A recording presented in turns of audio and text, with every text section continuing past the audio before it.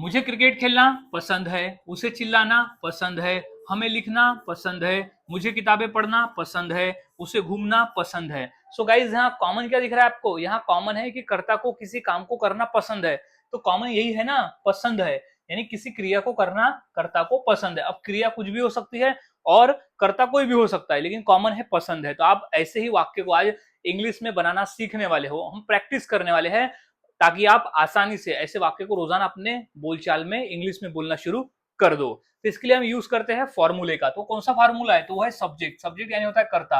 अभी कर्ता जो है वो जैसे आई, यू, ही, शी, इट, दे, ये सब हो गए हमारे कर्ता। अब कर्ता के अनुसार हम बाद में लगाएंगे लाइक और लाइक्स। लाइक और लाइक्स, या तो लाइक या फिर लाइक्स, ये हम सब्जेक्ट के अनुसार लगाते हैं। अब किसके साथ लगाते हैं ये हम जब प्रैक्टिस करेंगे तब आपको समझ में आ जाएगा। फिर उसके बाद क्रिया को आईएनजी फॉर्म में, अब वो कौन सी क्रिया है वो सिचुएशन के हिसाब से हम यहाँ लिख देंगे। अब वो क्रिया कुछ भी हो सकती है, लेकिन हमें उसे आईएनजी फॉर्म में लिखना होगा। फिर उसके बाद ऑब्जेक्ट बचा हुआ भाग। तो कंप्लीट फॉर्मूला है subject likes plus V plus ING, फिर ऑब्जेक्ट यानी बचा हुआ भाग। और हाँ गाइज, मैंने इसी तरह के 300 इंग्लिश सेंटेंस फॉर्मूले का एक पीडीएफ भी आपके लिए तैयार किया है, जिसमें आप इसी तरह के 300 अलग अलग सेंटेंस के फॉर्मूलेज मिल जाएंगे। और रोजाना जो हम हिंदी के बोलचाल में बोलते हैं, वैसे अलग अलग वाक्यों की इंग्लिश कैसे बनाते हैं, किस तरह से बनाते हैं, ये सब कुछ मैंने अपने इस पीडीएफ कोर्स में एग्जाम्पल के साथ में आपको बताया हुआ है।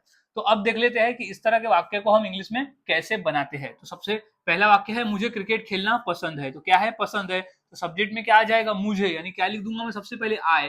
आई के बाद हम लगाते हैं लाइक। आई के बाद हम लगाते हैं लाइक। आई लाइक यानी मुझे पसंद है। अभी क्या करना पसंद है? क्रिकेट खेलना। तो क्रिया का आईएनजी फॉर्म क्या आ जाएगा? खेलना का, प्लेइंग। तो आई लाइक प्लेइंग। अब क्या खेलना पसंद है? क्रिकेट। तो यहाँ लिख दूंगा मैं क्रिकेट। तो मुझे क्रिकेट खेलना पसंद है, इस तरह से।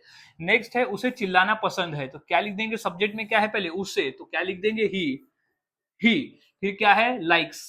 अब यहां हम अगर ही रहा तो हम उसके साथ लगाते हैं लाइक्स। तो ही लाइक्स क्या करना? चिल्लाना। तो लिख देंगे शाउटिंग।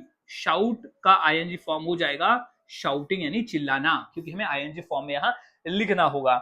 नेक्स्ट है हमें लिखना पसंद है। तो हमें क्या हो गया यहाँ पर? सब्जेक्ट। तो क्या लिख दूंगा मैं सबसे पहले? हमें की इंग्लिश हो जाएगी वी। वी के बाद हम लिखते हैं लाइक। तो यहाँ सिंपल आएगा लाइक। तो we we like. We like क्या करना? लिखना। तो लिखना को इंग्लिश में कहते हैं राइट, लेकिन आईएनजी फॉर्म हो जाएगा राइटिंग। तो वी लाइक राइटिंग। नेक्स्ट है मुझे किताबें पढ़ना पसंद है। तो क्या हो जाएगा? मुझे की इंग्लिश क्या हो जाती है? आई।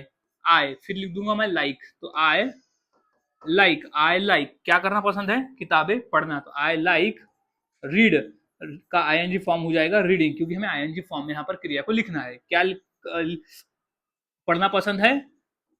बुक्स यानी किताबें। नेक्स्ट है उसे घूमना पसंद है। तो गाइज इसकी इंग्लिश क्या होगी? मुझे आप कमेंट सेक्शन में जरूर बताएं।